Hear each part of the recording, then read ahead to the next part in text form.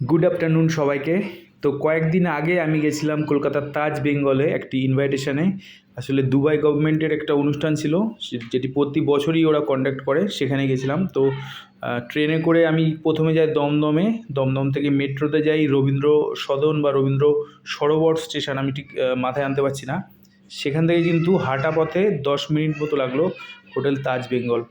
তো ভীষণ সুন্দর অ্যাম্বিয়েন্স ছিল। তো এই প্রোগ্রামটা কিন্তু ডাইরেক্ট দুবাই ট্যুরিজম ডিপার্টমেন্ট থেকেই ছিল। তো ভীষণ সুন্দর, 5 স্টার হলে যা হয় আর কি।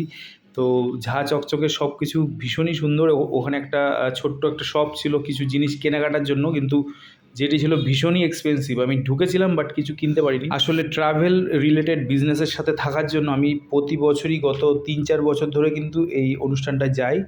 তো যাই হোক, খাওয়া দাওয়ার পর্ব আসলে দেখলাম প্রচুর আইটেম, প্রচুর ভেজ নন ভেজ মিলে অনেক অনেক ডিশ, সুন্দর সুন্দর ডিশ এবং সত্যি সুস্বাদু। তো আসার পথে রাস্তায় একটু জ্যাম ছিল, যার জন্য নন্দনটাও একবারে দেখে নিলাম এই প্রথম। আর দমদম স্টেশনে ট্রেন ধরার জন্য ওয়েট করতে করতে দেখলাম এত বড় একটি পেট্রোল ভর্তি তেলের ট্যাঙ্কার। তো যাই হোক, নতুন নতুন ট্রাই করছি, ব্লগগুলো কেমন হচ্ছে অবশ্যই জানিও। Thank you so much.